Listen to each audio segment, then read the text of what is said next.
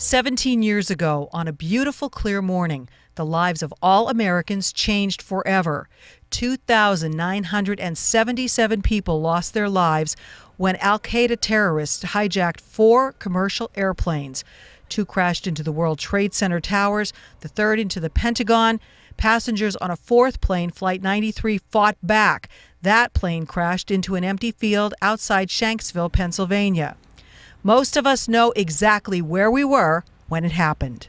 I happened to be about 13 miles just outside of New York City having breakfast at the TikTok Diner, which is, it's a diner that sits on top of the highway and it oversees the Manhattan skyline. Hazleton Police Chief Jerry Speziale was there just minutes after the planes crashed into the World Trade Center. However, at that time, he was the police chief of Bergen County, New Jersey. So I was in the main dining room. I was having breakfast, getting ready to go to work. And at the same time, inside the diner, somebody had seen the smoke coming from the first tower when the plane hit. So people started to talk in the diner about the plane hitting the tower. I looked out the window. I automatically thought that you could see the smoke. You were about 13 miles away, and I thought it was a small aircraft. So immediately, because of my relationship with the NYPD and coming from the NYPD, I called the police commissioner on his cell phone. And I said, would you have a small plane hit the tower, and how bad is it? And at that time, he said to me, Jer, we're in trouble. Utilizing his training and experience, the chief, like all law enforcement and emergency responders, immediately jumped into action. I was able to get a K-9 team, and I started to coordinate the efforts of the New Jersey agencies that were responding from Liberty State Park in Jersey City over to the lower Manhattan area, to help out.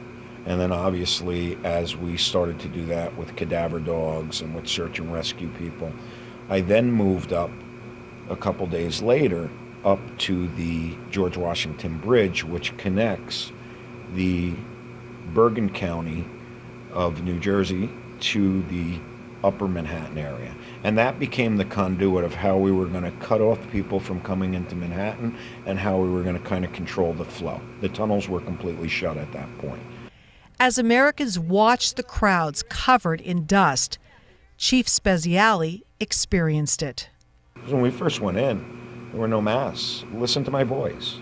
I mean, I've had for nearly, 17 years respiratory illness, nonstop, 2-3 times a year. You're getting pneumonia, you're getting bronchitis, you're on antibiotics or some sort of cough medicine, and you can't just keep taking that. It was like, if you think about Hazleton, and the only thing I think of when there's a blizzard here and we have that whiteout, that's exactly what lower Manhattan was like, except it wasn't snow. It was dust, it was mortar, it was, asbestos, it was chemical, it was paper. That's what the air looked like. It looked like a complete whiteout. But yet we had no masks. And we didn't even know we should have masks. We weren't even thinking of masks. We were thinking of how can we rescue people. And that's really what we were focused on, trying to rescue people until it became a recovery operation. While terrorists sought to destroy us that day, the chief says the outcome was the complete opposite. This touched everybody in the entire country, whether you were in California or you were in New York City. Us as Americans all suffered for someone that lost their life or was affected by it, or even just the mere fact that we were attacked. So, it says a lot about Americans and about how we come together.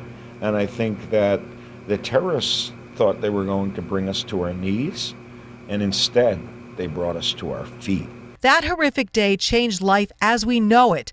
It led to new safety procedures, and it led to emergency preparedness. We've learned from that, and we are so prepared, whether it be technology, whether it be response, whether it be self-deployment, whether it be unified command, whether it be, the way we deal with tragedies today is totally different than 17 years ago.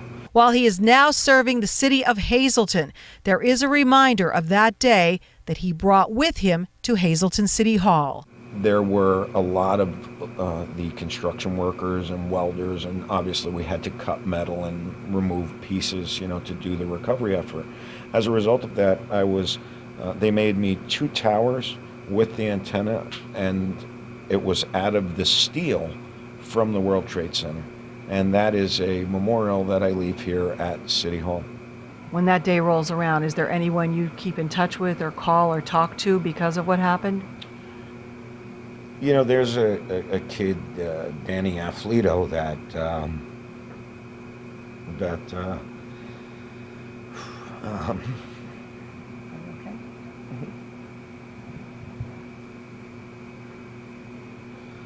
I have a good friend that lost his life, that went to school with us. He was just newly married. He went to work that morning, and I ended up bringing his brother into Lower Manhattan, to the hospitals, knowing that there was no chance. But yet I wanted to give him hope so that he could at least feel that he did something for his family.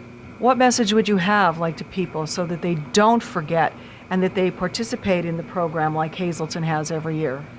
I think people in general, as I said, it's just the American way. If you look at humankind and you look at human nature here in America, we cherish our God-given freedoms.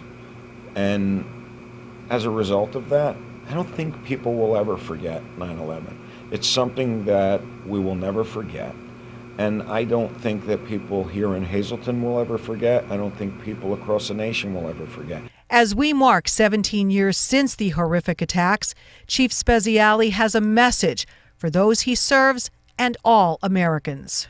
You can't look at the bad or the negativity. Yes, this was a tragedy, and people lost their lives and loved ones and all of the things that went with it. But you also have to look at and remember the good and the humanity that we all share.